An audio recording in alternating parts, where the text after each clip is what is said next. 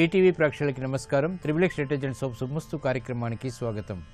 ఈనాడు శుభమస్తు కార్యక్రమంలోని గ్రహఫల మంచంలో గ్రహాల యొక్క స్థితిగతులు, వాటి యొక్క శుభాశుభ ఫలితాల గురించి పరిశీలిద్దాం.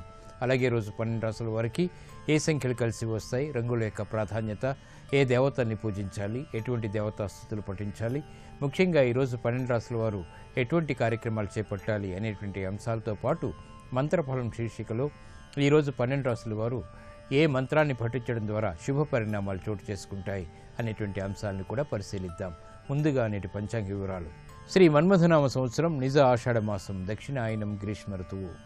ఈరోజు నిజ ఆషాఢ బహుళ త్రయోదశి, అనంతరం తిథి చతుర్దశి. ఈరోజు ప్రత్యేకత మాస శివరాత్రి. ఈ మాస శివరాత్రి రోజున చేసేటువంటి ఈశ్వరాభిషేకం సకల దోషాలని పోగొడుతుంది, గ్రహ పీడను తొలగిస్తుంది. ఇక ఈరోజు వారం సోమవారం లేదా బుధవారం.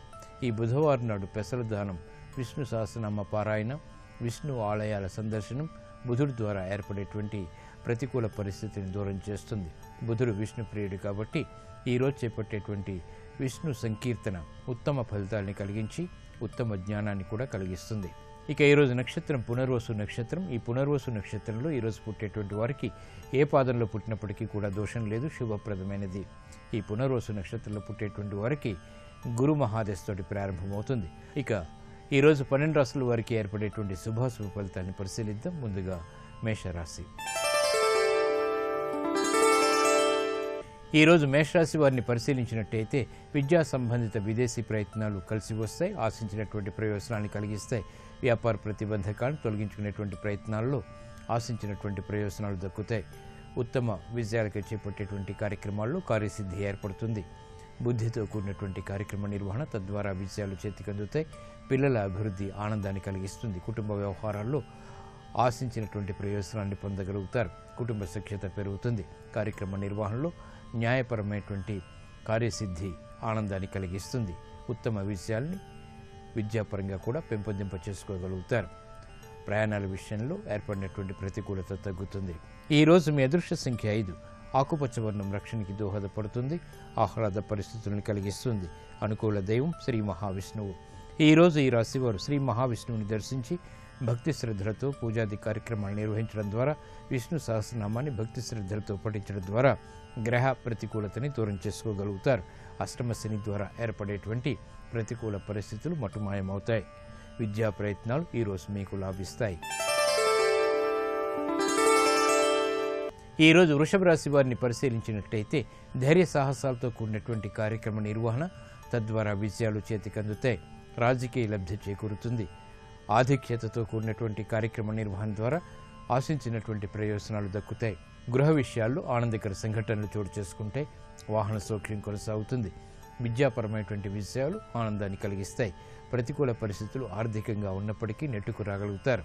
ఈరోజు మీ అదృష్ట సంఖ్య 2. తెలుపు వర్ణం ప్రశాంతతను పెంచుతుంది, ప్రతికూల పరిస్థితిని దూరం చేస్తుంది. అనుకూల దైవం శ్రీ మహాలక్ష్మి. ఈరోజు ఈ రాశివారు శ్రీ మహాలక్ష్మి అమ్మవారిని దర్శించి తెల్లటి పుష్పాలతో పూజాది కార్యక్రమాలు నిర్వహించడం ద్వారా, కనకదారాస్తవాన్ని భక్తి శ్రద్ధలతో పఠించడం ద్వారా ఆర్థిక వ్యవహారాల్లో ఆకస్మిక అనుకూల మార్పులు చేకూరుతాయి, ఆనందాన్ని కలిగిస్తాయి. వాహన కొనుగోలు వంటివి ఈరోజు మీకు లాభిస్తాయి.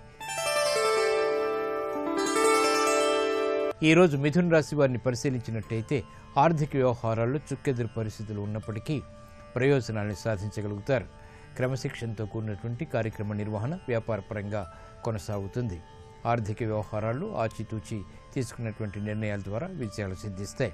కుటుంబ వ్యవహారాల్లో ప్రతికూలత తగ్గుతుంది. అవమానకర సంఘటనలు ఉన్నప్పటికీ నెట్టుకు రాగలుగుతారు. కార్యక్రమ నిర్వహణలో నైపుణ్యాన్ని ప్రదర్శించడానికి చేసేటువంటి ప్రయత్నాలు కలిసి వస్తాయి.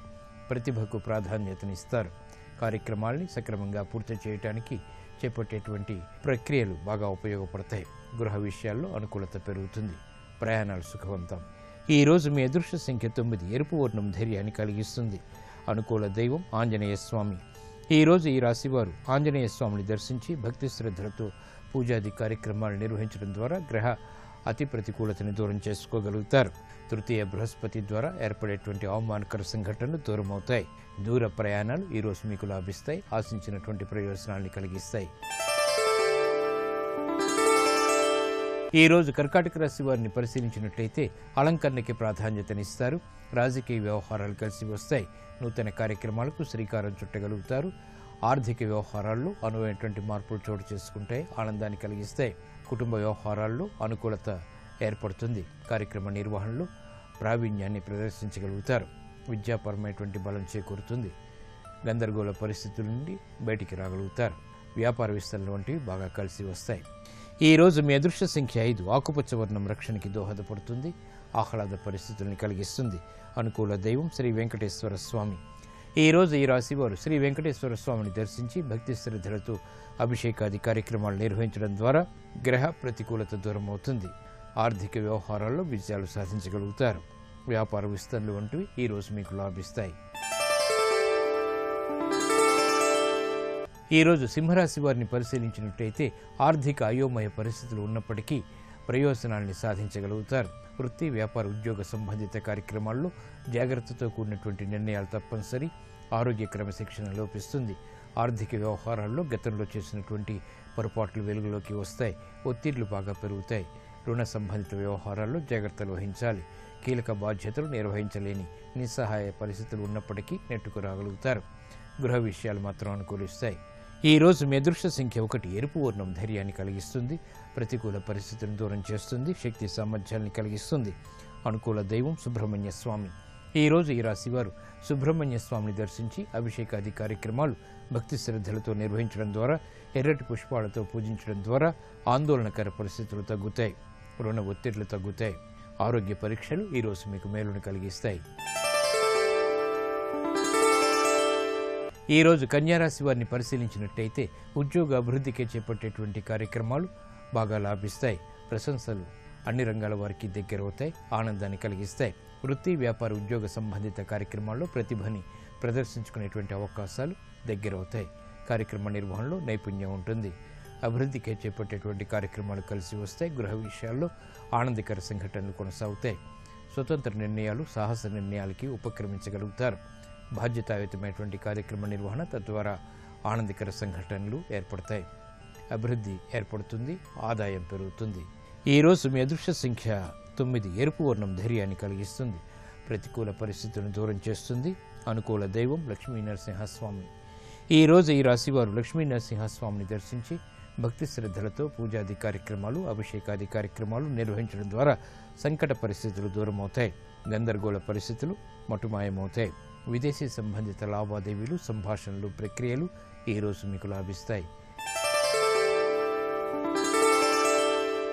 ఈరోజు తులారాశి వారిని పరిశీలించినట్టయితే వ్యాపార విజయాలు సాధించగలుగుతారు. నూతన ఉత్సాహం పెరుగుతుంది. గతంలో కన్నా మెరుగైనటువంటి పరిస్థితులు ఆర్థికంగా బలాన్ని చేకూరుస్తాయి. బంధుప్రీతి పెరుగుతుంది. కుటుంబ వ్యవహారాల్లో ఆశించినటువంటి ప్రయోజనాలు పొందగలుగుతారు. కార్యక్రమ నిర్వహణలో విజయాలు సిద్ధిస్తాయి. విద్యాపరమైనటువంటి విజయాలు కూడా ఆనందాన్ని కలిగిస్తే విదేశీ సంబంధిత లావాదేవీల్లో ఆర్థిక సహాయ సహకారాలు పొందగలుగుతారు. ఈరోజు మీ అదృష్ట సంఖ్య 5. ఆకుపచ్చ వర్ణం రక్షణకి దోహదపడుతుంది, ప్రతికూల పరిస్థితులను దూరం చేస్తుంది. అనుకూల దైవం శ్రీ వెంకటేశ్వర స్వామి. ఈరోజు ఈ రాశి వారు శ్రీ వెంకటేశ్వర స్వామిని దర్శించి భక్తి శ్రద్ధలతో పూజాది కార్యక్రమాలు, అభిషేకాది కార్యక్రమాలు నిర్వహించడం ద్వారా ఏలినాటి శని ద్వారా ఏర్పడేటువంటి ప్రతికూలత తగ్గుతుంది. ఆర్థిక విజయాలు సిద్ధిస్తాయి. వ్యాపార ఒప్పందాలు ఈరోజు మీకు లాభిస్తాయి. ఈరోజు వృశ్చిక రాశి వారిని పరిశీలించినట్టయితే శారీరక శ్రమ అధికంగా ఉంటుంది. చేపట్టేటువంటి కార్యక్రమాల్లో మాత్రం ప్రోత్సాహం పొందగలుగుతారు. చేసినటువంటి పొరపాట్లకు పరిష్కారాలు లభిస్తాయి. నూతన ఒప్పందాల ద్వారా ఆశించినటువంటి ప్రయోజనాలు దగ్గరవుతాయి. వ్యాపార ప్రతిబంధకాలు తొలగిపోతాయి. రాజకీయ వ్యవహారాల్లో ప్రాధాన్యత పెరుగుతుంది. స్థిరాస్తి విషయాల్లో కూడా ఆశించినటువంటి ప్రయోజనాలు దక్కుతాయి. ఆనందకర వాతావరణం గృహంలో చోటు చేసుకుంటుంది.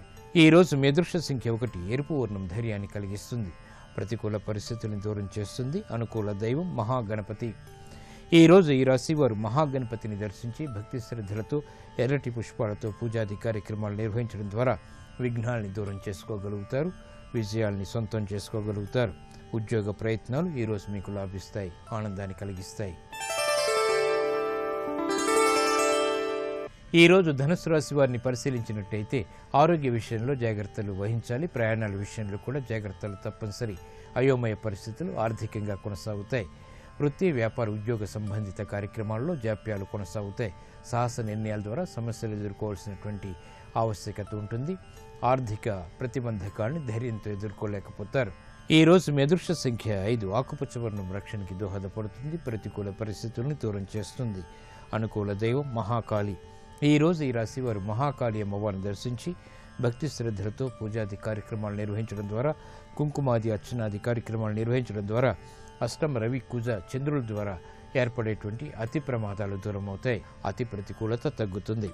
విద్యా ప్రయత్నాలు ఈరోజు మీకు లాభిస్తాయి. ఈరోజు మకర రాశి వారిని పరిశీలించినట్టయితే సంబంధ బాంధవ్యాలు మెరుగవుతాయి. ఆదాయాన్ని పెంపొందింప చేసుకునేటువంటి మార్గాలు సులభతరమవుతాయి. కార్యక్రమ నిర్వహణలో ప్రాధాన్యతను పెంపొందింప చేసుకునేటువంటి అంశాలు ఆనందాన్ని కలిగిస్తాయి. కుటుంబ వ్యవహారాల్లో ఏర్పడినటువంటి ప్రతికూలత తగ్గుతుంది. నూతన ఒప్పందాల ద్వారా ఏర్పడినటువంటి అనుకూలత పెంపొందింప చేసుకోగలుగుతారు. గృహ విషయాల్లో సఖ్యత పెరుగుతుంది. ప్రయాణాల విషయంలో ఆశించినటువంటి ప్రయోజనాలు దక్కుతాయి. వ్యాపార విజయాలు సాధించగలుగుతారు. లాభదాయకమైనటువంటి కార్యక్రమ నిర్వహణ వ్యాపారపరంగా కొనసాగుతుంది. ఆర్థిక అనిశ్చితి పోతుంది. క్రమశిక్షణ పెంపొందింప చేసుకోగలుగుతారు. ఈరోజు మీ అదృష్ట సంఖ్య 9. ఎరుపు వర్ణం ధైర్యాన్ని కలిగిస్తుంది. అనుకూల దైవం సుబ్రహ్మణ్య స్వామి. ఈరోజు ఈ రాశి వారు సుబ్రహ్మణ్య స్వామిని దర్శించి భక్తి శ్రద్ధలతో పూజాది కార్యక్రమాలు, అభిషేకాది కార్యక్రమాలు నిర్వహించడం ద్వారా ఆర్థిక అనిశ్చితి దూరం అవుతుంది. ఆర్థిక అనుకూలత దగ్గరవుతుంది. స్థిరాస్తి కొనుగోలు ఈరోజు మీకు ఆనందాన్ని కలిగిస్తాయి. ఈరోజు కుంభరాశి వారిని పరిశీలించినట్టయితే కార్యక్రమ నిర్వహణలో విజయాలు సాధించగలుగుతారు. నూతన ఉత్సాహం పెరుగుతుంది. శుభ పరిణామాలు వృత్తిరీత్యా చోటు చేసుకుంటాయి. వ్యాపార విస్తరణలు వంటివి ఆనందాన్ని కలిగిస్తాయి. ఆదాయాన్ని పెంపొందింప చేసుకోగలుగుతారు. క్రమశిక్షణతో కూడినటువంటి కార్యక్రమ నిర్వహణ తద్వారా విజయాలు చేతికి అందుతాయి. విద్యాపరమైనటువంటి చిక్కులు వీడిపోతాయి. విదేశీ సంబంధిత లావాదేవీలు కలిసి వస్తాయి. ఆదాయం పెరుగుతుంది. వ్యయం తగ్గుతుంది. ఈరోజు మీ అదృష్ట సంఖ్య 2. తెలుపు వర్ణం ప్రశాంతతను పెంచుతుంది. అనుకూల దైవం శ్రీ మహాలక్ష్మి. ఈరోజు ఈ రాశి వారు శ్రీ మహాలక్ష్మి అమ్మవారిని దర్శించి తెల్లటి పుష్పాలతో, చామంతులతో పూజాది కార్యక్రమాలు నిర్వహించడం ద్వారా, శ్రీ సూక్త పారాయణ నిర్వహించడం ద్వారా ఉత్తమ విజయాలు ఆర్థికంగా చేకూరుతాయి. అనాయాస విజయాల్ని ఆహ్వానించగలుగుతారు. నూతన స్నేహాలు ఈరోజు మీకు లాభిస్తాయి. ఈరోజు మీనరాశి వారిని పరిశీలించినట్టయితే విద్యాపరమైనటువంటి చిక్కుల నుంచి బయటికి రాగలుగుతారు. ఆధ్యాత్మిక కార్యక్రమాల ద్వారా సంతృప్తికర సంఘటనలు చోటు చేసుకుంటాయి. నూతన స్నేహాల ద్వారా లబ్ధి చేకూరుతుంది. ఆర్థిక వ్యవహారాల్లో ఆలస్యంగానైనా ఆర్థిక ప్రయోజనాలను సాధించగలుగుతారు. విదేశీ ప్రయాణాలు లాభిస్తాయి. నూతన ఒప్పందాల ద్వారా ఏర్పడినటువంటి ప్రతికూలత తగ్గుతుంది. ఆరోగ్య రక్షణకి చేపట్టేటువంటి కార్యక్రమాలు కలిసి వస్తాయి. పిల్లల ద్వారా ఆనందం లభిస్తుంది. అభివృద్ధి కార్యక్రమాలని అనాయాసంగా చేపట్టగలుగుతారు. ఈరోజు మీ అదృష్ట సంఖ్య 1. ఎరుపు వర్ణం ధైర్యాన్ని కలిగిస్తుంది. ప్రతికూల పరిస్థితుల్ని ఎదుర్కొనేటువంటి శక్తి సామర్థ్యాలను కలిగిస్తుంది. అనుకూల దైవం మహాగణపతి. ఈరోజు ఈ రాశి వారు మహాగణపతిని దర్శించి భక్తి శ్రద్ధలతో ఎర్రటి పుష్పాలతో పూజాది కార్యక్రమాలు నిర్వహించినట్లయితే గణపతి ఉపనిషత్తు పఠనాన్ని పఠించడం ద్వారా విజయాలు దగ్గరవుతాయి. విఘ్నాలని దూరం చేసుకోగలుగుతారు. సంకట పరిస్థితుల నుంచి విముక్తి లభిస్తుంది. ఆరోగ్య పరీక్షలు ఈరోజు మీకు మేలుని కలిగిస్తాయి.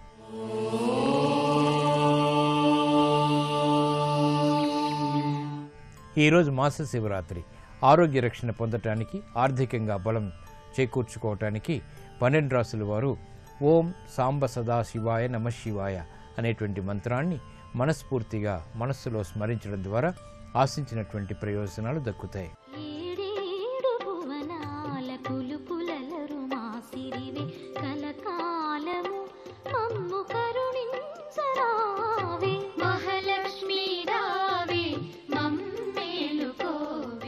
నీకు వాక్కు ఇచ్చాడా, నువ్వు పరమ సంతోషంగా భగవంతుణ్ణి కీర్తించు. నీకు 2 చేతులు ఇచ్చాడా, ఆనంద భాష్పాలు పడుతుండగా 2 చేతులు కైమోడ్చి నమస్కరించు. నీకు శక్తినిచ్చాడా, ఒక వృద్ధుడి చెయ్యి పట్టుకొని దారి దాటించు. నీకు ఒంట్లో బలం ఇచ్చాడా, దేవాలయానికి వచ్చి పొద్దున్నే దేవాలయాన్ని తుడు. నీకు ఓపికిచ్చాడా, ఈశ్వరుడు కట్టి విప్పిన బట్ట పట్టుకెళ్ళి ఉతికి ఆరేసి పట్టుకొచ్చి మళ్ళీ దేవాలయంలో అప్పగించు. నీకు ఒక పాట పాడడం వచ్చా, ఈశ్వరుడి దగ్గర కూర్చుని రాజోపచారంలో పాట పాడు. నీకు వాద్యం మ్రోగించడం వచ్చా, వాద్యం ఘోషయామి అన్నప్పుడు వాద్యం మ్రోగించు. నీకు ఇవేమీ కాదా, వచ్చి కూర్చుని జపం చెయ్యి. అన్నిటిలోకి దేవాలయానికి చెయ్యగలిగిన మహోపకారం ఏమిటో తెలుసా? నేను ఆ మాట చెప్తే మీరు తెల్లబోతారు. ఒక గుడికి చేసే మహోపకారం ఏమిటి అంటే గుడికి వెళ్ళడమే. ఎందుకో తెలుసా? ఎంత పెద్ద గుడి కట్టనివ్వండి, ఎంత శోభస్కరంగా కట్టనివ్వండి, చుట్టుపక్కల ఉన్న వాళ్ళెవ్వరికీ గుడి మీద శ్రద్ధ లేదు, ఎవరూ గుడిలోకి రారు. అప్పుడు ఆ గుడి ప్రయోజనం ఏమిటి? అది అత్యంత ప్రమాదకరమైన సంకేతం. అమ్మ అన్నం వండి అక్కడ పెట్టింది, ఆకలి పిల్లవాడికి ఉంది, తినడు. ఇప్పుడు ఏమవ్వాలి? ప్రతిష్ఠ చేసి అనుగ్రహ కటాక్షాన్ని ఇవ్వడానికి ఈశ్వరుణ్ణి నిలబెట్టారు. దేవాలయాల్లో పరమేశ్వరుడు మన ఆర్తి తీర్చడానికి సిద్ధంగా ఉన్నాడు. మనశ్శాంతి కావాలి, ఏదో కోరిక తీరాలి, ఏదో పెళ్ళవ్వాలి అనేటటువంటి ఓ కోరిక ఉంది. పెళ్ళి అవ్వలేదనుకోండి, గృహస్థాశ్రమంలోకి ఎలా పెడతాడు? సంతానం కలగలేదు, పితృరుణం ఎలా తీరుతుంది? కొన్ని అత్యంత ప్రధానములై ఉంటాయి, అత్యంత అవసరములు అంటారు వాటిని. అవసరములు కోర్కెలు కావు, మీరు బాగా తెలుసుకోవాలి ఈ మాట. అందుకే భగవంతుడు కూడా ఆర్తో జిజ్ఞాసురర్థార్థీ జ్ఞానీచ భరతర్షభ అన్నాడు. ఆర్తి కలిగిన వాడు, కోరికున్నవాడు నన్ను ఆశ్రయిస్తాడన్నాడు. నాకు పెళ్ళవ్వాలని కోరుకుంటే అవసరం, నాకు కొడుకు పుట్టాలని కోరుకుంటే అవసరం, నాకు కూతురు పుట్టాలని కోరుకుంటే అవసరం, నా భార్యా బిడ్డల్ని పోషించుకోవాలి అని నేను కోరుకుంటే అవసరం. ఏది అవసరమో అది కోరికే కాదు, ఏది అవసరము కాదో దాన్ని అపేక్షించడం కోరికే అవుతుంది. అప్పుడు అది ఇస్తే నువ్వు పాడవుతావా, ఇవ్వచ్చా ఇవ్వకూడదా అన్నది ఈశ్వరానుగ్రహాన్ని బట్టి ఉంటుంది. అందుకే వాంఛితార్థ ప్రదాయిని, ఇది నీకు ఇస్తే పాడవంటేనే అమ్మవారి ఇస్తుంది తప్ప, ఇది అడిగాడు కదా అని ఇచ్చేస్తే వాడు పాడైపోతాడంటే అమ్మవారి ఇవ్వదు. పిల్లవాడు నా మనవడే కదా అని, చిన్న పిల్లవాడు ఏడుస్తున్నాడు కదా అని పట్టుకెళ్ళి కత్తిరిస్తానా? ఇవ్వకూడదు. వాడు ఏడుస్తున్నాడు కదా అని కత్తిరిస్తే వేలు కత్తిరించుకుంటాడు వాడు. ఏమార్చి ఇవ్వకుండా ఉంటాను, ఏది అవసరమో అది ఇస్తాను. వాడు బువ్వ కావాలని ఏడుస్తున్నాడు అనుకోండి, ఎంత పనిలో ఉన్నా తీసుకొచ్చి వాడికి ఏదో ఒకటి పెడతాను. వాడికి అవసరమైంది తీర్చాలి, అవసరమైనది కోర్కె కాదు, అవసరము కానిది కోర్కెకు వస్తుంది. వేదాంత శాస్త్రంలో మాటల వెనక ఉండేటటువంటి గాంభీర్యాన్ని తెలుసుకుని ఉండాలి. కాబట్టి మనకి కావలసినటువంటి ప్రాథమికమైన అవసరములు కూడా తీరలేదనుకోండి, తినడానికి అన్నం కావాలి, బట్ట కట్టాలి, ఉండడానికి ఒక ఆవాసం ఉండాలి. ఇవి ప్రాథమికమైనటువంటి అవసరాలు.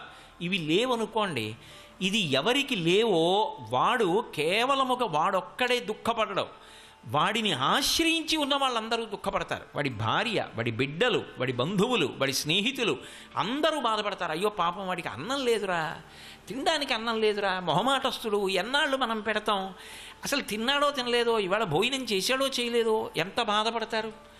అది అమ్మవారు ఐశ్వర్యాన్ని ఇచ్చేటప్పుడు దేని కారణంగా ఇస్తుంది అంటే, పరాశర భట్టర్లు అంటున్నారు, ఈ పునర్జన్మ సిద్ధాంతాన్ని ప్రాతిపదిక చేసి మాట్లాడుతున్నారు ఆయన. ఏదో కేవల శ్లోక రచన కాదు, మహాత్ములు చేసినటువంటి శ్లోకాలు పరమ ప్రామాణ్యములై ఉంటాయి.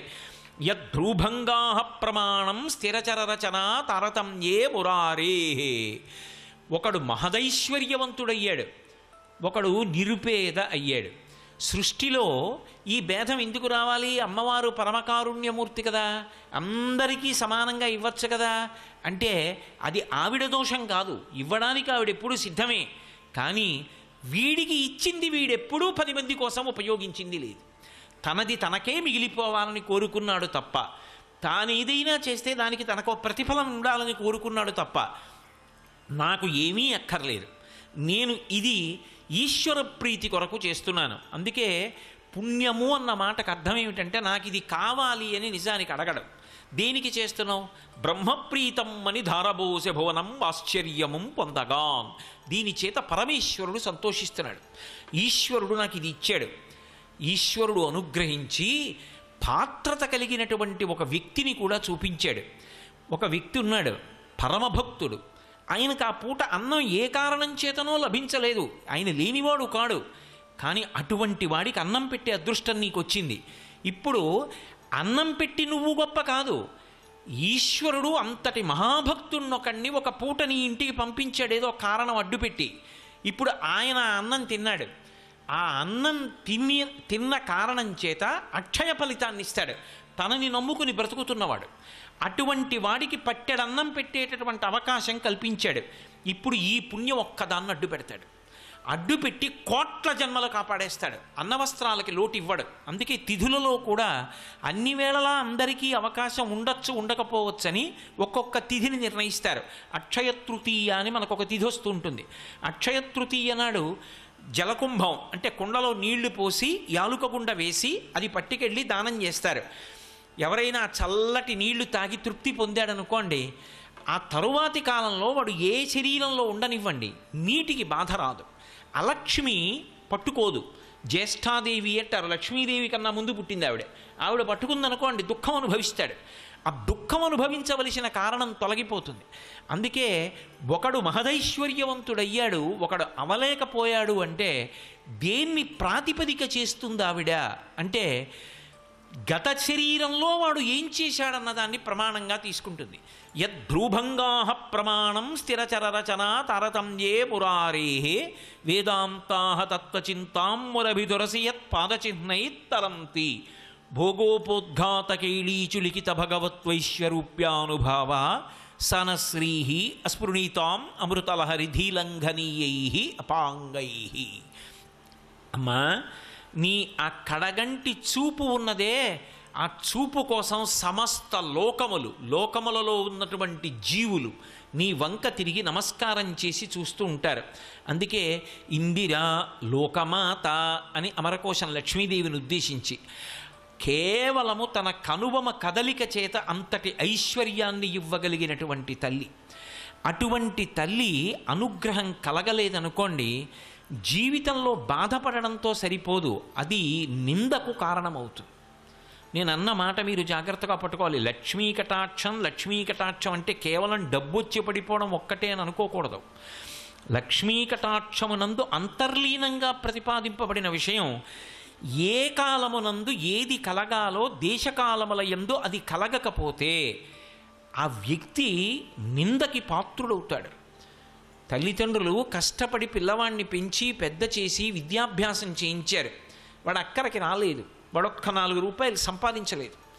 వాడు ఎంత చదువుకోనివ్వండి, ఒక్క రూపాయి కాసు సంపాదించకుండా తిరుగుతున్నాడు అనుకోండి, అమ్మ తిట్టదు. అమ్మ తిట్టినా తాటాకు మంట. అమ్మకి కోపం ఉండదు అసలు. అమ్మ నోటి వెంట ఎప్పుడైనా ఒక నిందావాక్యం వచ్చింది అంటే ఆశీపురస్సరంగా వస్తుంది తప్ప అసలు అమ్మ బిడ్డడు పాడవ్వాలని తిట్టడం అన్న మాట లోకంలో ఉండదు. అటువంటి తల్లిట బాధపడి నింద చేస్తుంది. ఇప్పుడు నింద చేస్తుంది అంటే వీణ్ణి నేను ఎందుకు కన్నానంటే రెక్కలు అలిసిపోయినప్పుడు ఆయనకి ఆసరా అవుతాడు అని కన్నాను. అందుకే కొడుకు ఎవరు అంటే శాస్త్రం కొన్ని మాటలు చెప్పింది. ఏ కొడుకు తండ్రి ఒక చూరు కింద ఉన్నప్పుడు కొడుకుతో కలిసి ఉన్నప్పుడు ఆ కొడుకు తిరుగుతుంటే తండ్రి ఆనందపడిపోతాడో, ఆ చూపు చాలు వాడు తిరుగుతున్నాడు అని ఆనందపడిపోవాలి. తండ్రి పడుకుంటున్నాడు, కొడుకు వచ్చి ఒక్కసారి కాళ్ళొత్తి వెళ్ళాలి తండ్రి గారికి. తండ్రి శంకరుడు, శివాలయంలో కాదు శివుడు ఉండేది. నమశంకరాయ వేదం చెప్పింది. శంకరుడు ఎక్కడ తిరుగుతాడు అంటే తండ్రి రూపంలో తిరుగుతాడు. తండ్రి ఆర్తి ఎప్పుడూ శుభాలు చెయ్యాలని ఉంటుంది. నేను పాడైనా పర్వాలేదు, నా కొడుకు సంతోషంగా ఉండాలి అని తండ్రి ఆలోచిస్తాడు. అటువంటి తండ్రి కాళ్ళు ఒత్తడం అంటే పరమేశ్వరుడి కాళ్ళు ఒత్తడం. అటువంటి కొడుకు ఒక వయసు వచ్చిన తరువాత కూడా ఒక్క రూపాయి సంపాదించలేదనుకోండి, మాతా నిందతి నాభినందతి పితా భ్రాతా న సంభాషతే భృత్యకుప్యతి నానుగచ్చతి సుతా కాంతాపి నాలింగతే అర్ధప్రార్థన శంకయా నకురుతే సల్లాపమాత్రం సుహృత్ తస్మాత్ నైతికమర్ధమార్జన శృణు సఖే విత్తేన సర్వే వశాః. సఖే, ఓ స్నేహితుడా విను అని ఒక ముఖ్యమైన విషయాన్ని ప్రతిపాదిస్తున్నారు. డబ్బు లేకపోతే నిందకి గురైపోతావు. ఎంత డబ్బు అన్న ఆర్తి వద్దు, కానీ సంపాదించాలి, ప్రయత్నం ఉండాలి. ఆ ప్రయత్నం కూడా చేయకుండా ఒక్క రూపాయి సంపాదించకపోతే మాతా నిందతి, అమ్మ నిందిస్తుంది. నాభినందతి పితా, తండ్రి కొడుకుని చూసి సంతోషంగా ఎరా అని ఇలా వెన్నుపామ్మి తట్టడం. నాభినందతి పితా భ్రాతా న సంభాషతే, మేము కష్టపడి సంపాదిస్తాం, వీడొక్క రూపాయి తేడు, అన్నదమ్ములు మాట్లాడరు. భృత్యకుప్యతి, సేవకుడు చెప్పిన పని చేయడు, ఒక్క రూపాయి ఇవ్వలేవు కానీ పనులు చెప్తావా అంటాడు. భృత్యక్కుప్యతి నానుగచ్చతి సుతా. తండ్రి గారి ఇంట్లోకి వస్తూ ఉంటే కొడుకు జలపాత్ర పట్టుకుని ఎదురొచ్చి నాన్నగారు కాళ్ళు కడుక్కోండి అనాలి. ఎదురు రాడు. నానుగచ్చతి సుతా కాంతాపినాలింగతే. భార్య కూడా ప్రియమార ఆలింగనం చేసుకోదు. ఆఖరికి అర్ధప్రార్థన శంకయాన కురుతే సల్లాపమాత్రం సుహృత్. సుహృత్ అతను చాలా మంచి స్నేహితుడు, అతనేమి దోషభూయిష్టమైన నడవడి ఉన్నవాడు కాడు. కానీ అస్తమానం కనపడినప్పుడల్లా డబ్బు అడుగుతుంటే ఆయన మాత్రం ఎక్కడి నుంచి తెస్తాడు?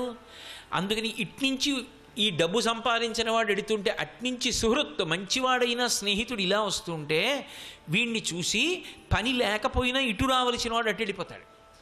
నకురుతే సల్లాపమాత్రం. ఏమాయి బాగున్నావా అని ఇలా చెయ్యి కూడా ఎత్తడు. నకురుతే సల్లాపమాత్రం సుహృత్ తస్మాత్ నైతికమర్ధమార్జన శృణు సఖే. కాబట్టి ఓ స్నేహితుడా, డబ్బు సంపాదించు. డబ్బు సంపాదించనన్న మాట అనకు. యవ్వనంలో డబ్బు సంపాదించి తీరాలి. కాబట్టి తస్మాత్ నైతికమర్ధమార్జన శృణు సఖే విత్తేన సర్వే వశాః. ఆ డబ్బు చేత లోకమునందు సమస్తమైన సుఖములు కలుగుతాయి. కానీ ఒక్కటి గుర్తుపెట్టుకో, నీతి తప్పి సంపాదించవద్దు. అదే సమస్త దుఃఖములకు కారణమవుతుంది. కాబట్టి సంపాదించేటప్పుడు ఒక్కటి గుర్తుపెట్టుకో, నైతికమర్ధమార్జన శృణు సఖే. నీతిగా సంపాదించు, నీతి కొరకు ఖర్చు పెట్టు. ధార్మికంగా సంపాదించు, ధార్మికంగా ఖర్చు పెట్టు. ఈ ప్రవాహం ఉన్నదే, అందుకే కరెన్సీ అంటారు. అది ఎప్పుడు కదిలిపోతుంటుంది, రావాలి వెడుతూ ఉండాలి. ఈ వచ్చి వెళ్ళే ప్రక్రియలో నువ్వు తరించిపోతావు. సర్వం శ్రీ ఉమామహేశ్వర పరబ్రహ్మార్పణమస్తు. స్వస్తి. లక్ష్మి అంటే లక్ష్యతే ఇది లక్ష్మి. ఆమె చూస్తుంది, మన చేత చూడబడుతుంది. ఎందుకు చూడబడుతుంది అంటే మా వంక చూస్తే బాగుండని చూడబడుతుంది.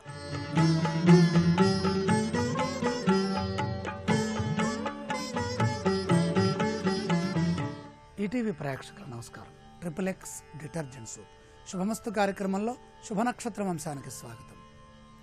ప్రధానంగా మాస శివరాత్రి ఈరోజు బుధవారం, త్రయోదశి, సాయం ప్రదోషంలో చతుర్దశి ఘడియలు.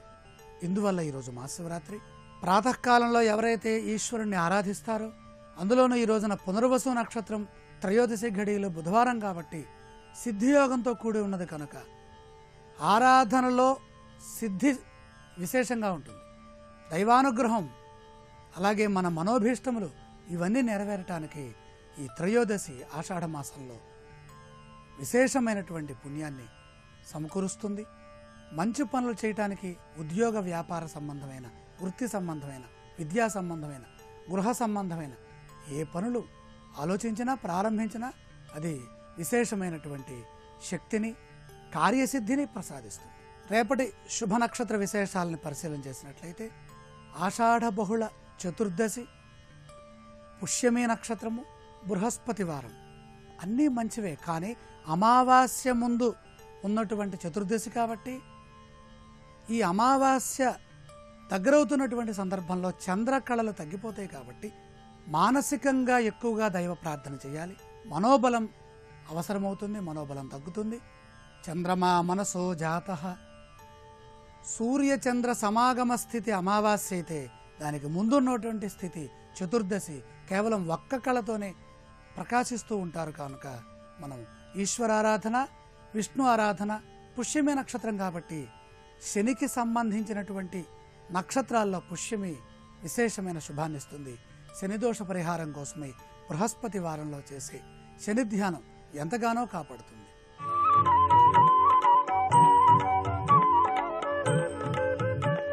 పేరులో పెన్నిధి అంశానికి స్వాగతం. గోసాశీసు శతభిషం. సు సౌందర్య బీజము, సుబ్రహ్మణ్య బీజం. సకారం మనకి సరస్వతి బీజం అని మనకు తెలుసు. సుబ్రహ్మణ్యం అంటే జ్ఞానాన్ని విశేషంగా ప్రసాదించేటటువంటి నామం. జ్ఞానుల్లోనే జ్ఞానులు. ఎవరైతే సుబ్రహ్మణ్య, సుందరి, సుకుమార్ ఇలా సూతో ప్రారంభమవుతున్నటువంటి నామాన్ని పెట్టుకుంటున్నారో, పేరులో పెన్నిధిలో ప్రధానంగా జాతక బలం తెలిసినా తెలియకపోయినా నామాక్షరం ఏం తెలియజేస్తుంది? ఏ దైవాన్ని ఆరాధించాలి? మన పేరులో మొదటి అక్షరంలో ఉన్నటువంటి ఆ జాతక వివరాలు కనుక తెలుసుకున్నట్లయితే దాని ద్వారా మనకి లభించేటటువంటి అదృష్టం ఏ విధంగా ఉందో మనం తెలుసుకోవచ్చు. ఈ క్రమంలో ఈ సుకారం శతభిష నక్షత్రంలో 4వ పాదంలో ఉంది. శతభిష నక్షత్రం అంటేనే విశేషమైనటువంటి అధికమైన ఫలితాన్ని ఇస్తుంది. 100 నక్షత్రాల సమూహంగా భాసిల్లుతోంది. రాహుగ్రహ ఆరాధన ఎంతగానో సహకరిస్తుంది. అందులో సాక్షాత్తు సుబ్రహ్మణ్యేశ్వర స్వామి వారిని ఆరాధించడం, మంగళవారం సుబ్రహ్మణ్యేశ్వర స్వామి వారిని ఎవరైతే దర్శిస్తారో స్మరిస్తారో వారికి విశేషమైన శుభం చేకూరుతుంది. అలాగే సు అక్షరంతో చాలా అక్షరాలు, సురేష్ చాలా పేర్లు ఉన్నాయి, సుకుమార్, అలాగే సురేంద్ర, సుజ్ఞాన, ఇంకా సు తర్వాత స్వ అనేది కూడా దీంట్లోనే తీసుకోవాలి. స్వరూపు, స్వాతి ఇలాంటివి కూడా సౌ అనేటటువంటి పేరులో ఉన్నా సరే ఈ సు తర్వాత ఉన్నటువంటి ఈ సాగుడంతంలో ఉన్న అక్షరాలన్నీ శతభిష నక్షత్రం 4వ పాదంలో చేరిని ప్రధానంగా దీంట్లో విశేషంగా విరాజిల్లుతున్నటువంటి దైవం సుబ్రహ్మణ్యేశ్వర స్వామి. సుబ్రహ్మణ్యేశ్వర స్వామి వారిని మంగళవారం నాడు ఎరుపు వస్త్రాలు ధరించి ఆరాధన చేస్తే మంచి జరుగుతుంది. ఉద్యోగ రంగంలోనూ వ్యాపార రంగంలోనూ రెండిట్లోనూ బలాన్ని పొంది ఉన్నారు. ఎక్కువగా అధికార యోగం పరిపూర్ణంగా ఉన్నది. వీళ్ళల్లో ఆలోచన విధానం చక్కగా ఉంటుంది. కొద్దిగా కోపం కూడా, అంటే ఆవేశపూరితమైన నిర్ణయాలు కూడా ఉంటాయి. చైతన్యవంతంగా ఉంటారు, స్పష్టంగా ఉంటారు. ధర్మము, శాంతము ఈ రెండు పరిపూర్ణంగా వీళ్ళల్లో భాసిల్లుతున్నాయి. రేపటి పేరులో పెన్నిది అంశంలో సే అక్షరంతో పేరు మొదలయ్యే వారి అదృష్ట యోగం ఏ విధంగా ఉందో పరిశీలన చేద్దాం.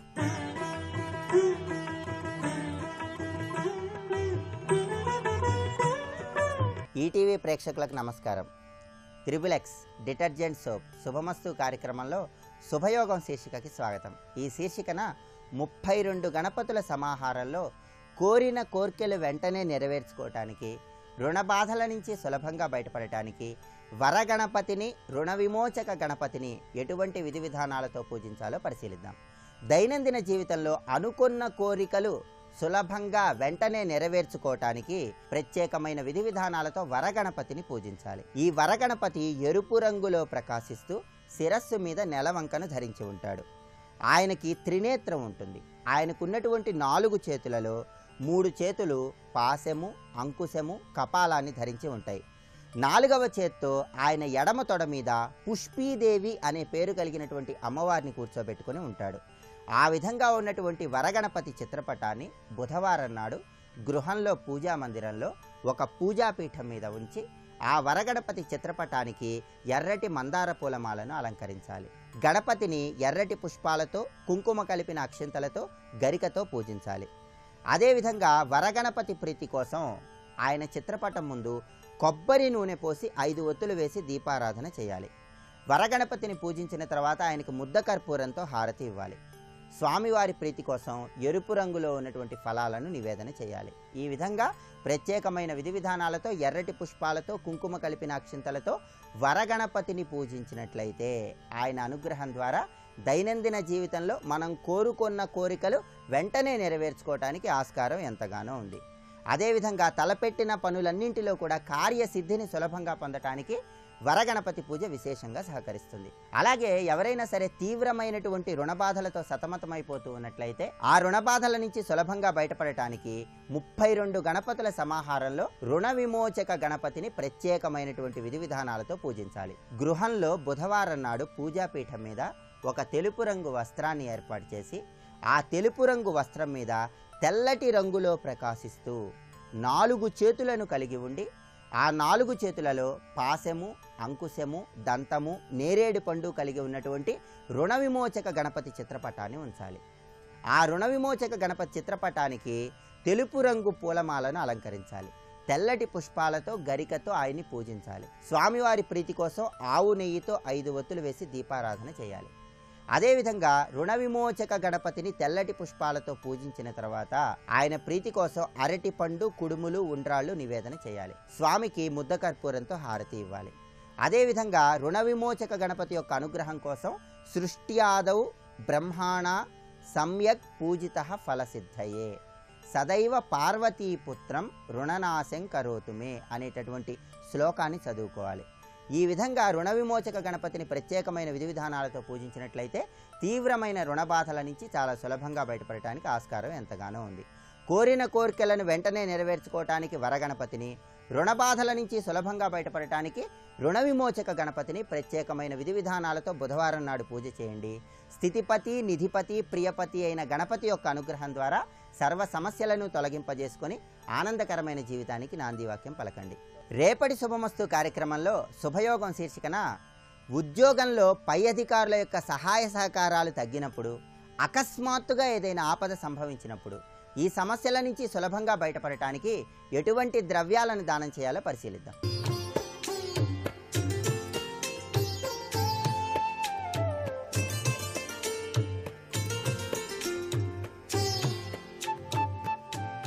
ట్రిపుల్ ఎక్స్ డిటర్జెంట్ సోప్ శుభమస్తు కార్యక్రమంలో గృహబలం అంశానికి స్వాగతం.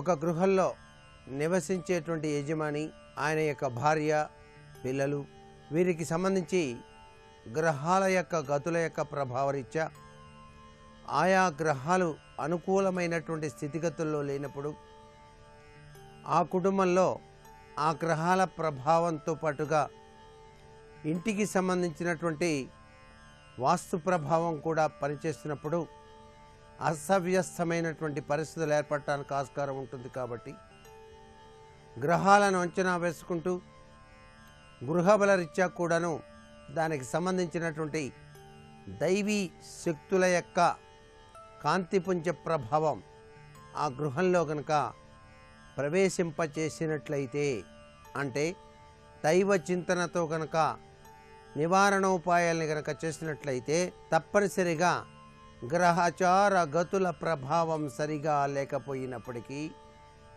గృహ బలము యొక్క ప్రభావం చేత, దైవ చింతన చేత ఆ వ్యక్తి విజయ పరంపరాతత్వంలో కొనసాగటానికి ఆస్కారం అత్యధికంగా ఉంటుంది. అంటే మానవ జీవితంపై దైవశక్తి సంపన్నతతో గ్రహచార రీత్యా సంభవించేటువంటి ఉపద్రవాలను సంరక్షించుకుంటూ వాస్తు ప్రభావరీత్యా గృహ బలానికి మరింత గట్టి యోగతత్వాన్ని ప్రసరింపచేయటమే దీనిలో ఉన్నటువంటి ఆంతర్య లక్షణం. దాని రీత్యా గ్రహాలకు, గృహానికి, ఇంటిలో నివసించే వారికి అవినాభావ సంబంధం ఉంటుంది. కాబట్టి గ్రహాల ప్రభావం తప్పనిసరిగా వస్తుపై ఉంటుంది అని చెప్పటమే దీనిలో దాగిన పరమార్థం. కేతుగ్రస్త ప్రభావం, కేతువు యొక్క ప్రభావం, రాహు యొక్క ప్రభావం, ఈ రెండూ కూడాను కొద్దిగా ఇబ్బందికరమైనటువంటి సంఘటనలు ప్రసాదించేవి మానవాళికి. అయితే రాహుగ్రస్త ప్రభావ జనితుల యొక్క ప్రభావం ఏ విధంగా ఉంటుందో ఒకసారి అంచనా వేసినట్లయితే చక్కగా తిరుగుతూనే ఊహించని పరిస్థితుల్లో అనారోగ్య ప్రభావం పడసోపచ్చు. రాహు గనక సరిగా లేకపోయినట్లయితే, అంటే ఊహించని వ్యాధులు, అసలు ఇలా వస్తుందని కల్లో కూడా అనుకోలేదండి అనేటువంటి సంఘటనలు ఉండటానికి ఆస్కారం ఉంటుంది. ఆకస్మికమైనటువంటి అనారోగ్య లక్షణాలు ప్రసరింపబడటం చేత అనేక ఈతి బాధలకు గురి కావాల్సి వస్తుంది. అంతేకాకుండా అనుకోకుండా చేస్తూ ఉన్నటువంటి ఉద్యోగం కాస్త కొంత మానసిక ఒత్తిడికి గురి చేయటం లాంటి సంఘటనలు కూడాను జరుగుతుంటాయి. మంచికి పోయినా చెడు ఎదురయ్యేటువంటి సంఘటనలు తరచూ జీవితంలో సంభవిస్తూ ఉంటాయి. ఇవన్నీ కూడా కేవలం రాహు యొక్క ప్రభావాలనే సంభవిస్తాయని చెప్పవచ్చు. అంటే వ్యక్తి జీవితంలో రాహు సరిగా లేనప్పుడు ఆ రాహుగ్రస్త ప్రభావ తత్వరీత్యా అనేక ఈతి బాధలు గురి కావాల్సిన పరిస్థితి ఏర్పడుతుంది. అప్పుడు గృహంలో నివసించే వారికి కూడాను మానసిక అశాంతి కలిగి తీరుతుంది. అందుచేత దీని యొక్క నివారణార్థం ఏం చేయాలి? తప్పనిసరిగా పారేటువంటి నీటిలో బొగ్గులు అనేటువంటివి వదలాలి. ఆ బొగ్గులు కూడాను ఎవరికైతే రాహువు పట్టి ఏడిపిస్తుందో ఆ రాహువు పట్టి ఏడిపిస్తున్న వ్యక్తి యొక్క బరువు తూచి దానికి తగిన కొలత ప్రకారంగానే బొగ్గుల్ని నీటిలో వదలటం సర్వశ్రేయోదాయకంగా కూడా మనకు శాస్త్రాల్లో చెప్పారు. అంతేకాకుండా 8 శనివారాలు ముల్లంగి అని చెప్పేసి ఉంటుంది, ఆహార పదార్థం మనం కూరల్లో వాడతాం. ఈ ముల్లంగి దుంపల్ని దానం చేయాలి. అంటే ఒక అరకిలో దానం చేయటం సర్వత్రా కూడాను రాహుదోష నివృత్తికి మార్గదర్శకమవుతుంది. మీ గృహంలో సప్తశ్లోకి పారాయణ చేయటం సర్వత్రా సుఖదాయకం. దుర్గాదేవిని ఆరాధన చేయాలి. దుర్గాదేవిని ఎవరైతే ఆరాధన చేస్తారో వారికి రాహుగ్రస్త ప్రభావం తగ్గిపోతుంది. రాహుకాలంలో నిమ్మకాయలతో దేవాలయంలో, అది కూడా శక్తి తత్వంతో కూడినటువంటి దేవాలయం, అంటే మహాకాళి ఆకృతి కలిగినటువంటి ఆ దేవాలయాలు, శక్తితత్వంతో కూడిన దేవాలయ ప్రాంగణంలో నిమ్మకాయలతో దీపారాధన చేసినట్టయితే రాహుకాలంలో తప్పనిసరిగా రాహు దోష నివృత్తికి మార్గదర్శకం ఏర్పడుతుంది సుమా. అంతేకాకుండా కొబ్బరి చీపురు శనివారం నాడు తప్పనిసరిగా ఆ యొక్క పని చేసేటువంటి వారికి దానం చేయటం మంచిది. చీపురు దానం అంటారు. అలా కనుక దానం చేస్తే చాలా మంచి జరుగుతుంది.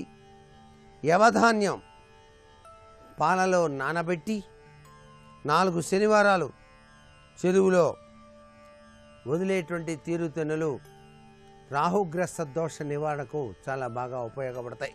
అంతేకాకుండా బుధవారం నాడు వెండితో చేసినటువంటి గోమేధిక ఉంగరం, గోమేధికం అనేటువంటి నవరత్నాల్లో ఒకటి, దాన్ని పురుషులు కుడి చేతి మధ్యవేలికి, స్త్రీలు ఎడమ చేతి మధ్యవేలికి ధారణ చేయటం వల్ల కూడా ఈ యొక్క దోష నివృత్తికి మార్గం ఏర్పడి తీరుతుంది అని చెప్పేసి చెప్పవచ్చు.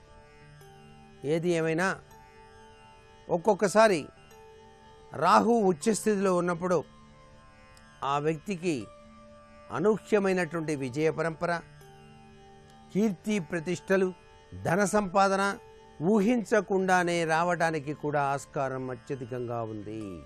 ఒక సాధింపలేని కార్యాన్ని సాధించగల శక్తి సామర్థ్యత, చాలా క్లిష్టమైనటువంటి పనైనా సరే సునాయాసంగా చేసేటువంటి తత్వం రాహువు గనక భాగ్యస్థానంలో ఉన్నప్పుడు సంభవించేటువంటి పరిస్థితిగా కూడా మనకు శాస్త్రం చెబుతోంది. ఏదేమైనా రాహుగ్రస్తత్వంలో ఇంటి యజమాని ఈతి బాధలకు కనుక గురి అవుతూ ఉన్నట్లయితే తప్పనిసరిగా సుబ్రహ్మణ్యోపాసన చేయాలి.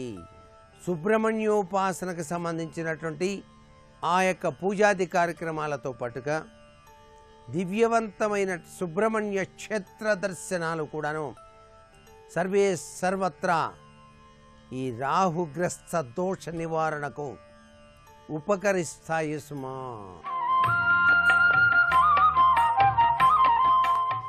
నేటి వాస్తు సందేహాన్ని కనుక పరిశీలన చేసినట్లయితే ఏ పనులు అనుకుంటున్నప్పటికీ కూడా సానుకూల పట్టలేదు. రాహుగ్రస్త తత్వరీత్యా అనేక ఈతి బాధలకు గురవుతున్నాం. వీటి నివారణకు ఉపాయం ఏమిటి అన్నది ప్రశ్న. రాహుగ్రస్త తత్వంలో అనుకున్న పనులు సాగక మంచికి పోయినా చెడొదటం లాంటి సంఘటనలున్నా, అనారోగ్య లక్షణాలు పొడసూపినా, శ్రీకాళహస్తిలో ఉన్నటువంటి రాహుకేతు దర్శనం చేసుకొని అక్కడ పూజాది కార్యక్రమాలు నిర్వహించి జంట నాగులు ఉన్నటువంటి పడిగ బ్రాహ్మణోత్తముడికి కనుక దానం చేసినట్లయితే సర్వత్రా శుభదాయకవంతమైన ప్రభావం కలిగి తీరుతుంది. అలాగే దివ్యవంతమైనటువంటి సుబ్రహ్మణ్య క్షేత్ర దర్శనం సర్వే సర్వత్రా కూడాను శుభకరమైనటువంటి ప్రభావాన్ని కలిగింపచేస్తుంది అని చెప్పడంలో ఏమాత్రం సందేహం లేదు. మరికొన్ని ముఖ్య విషయాలు రేపటి శుభమస్తు కార్యక్రమంలో తెలుసుకుందామా? మరి సర్వే జనా సుఖినో భవంతు.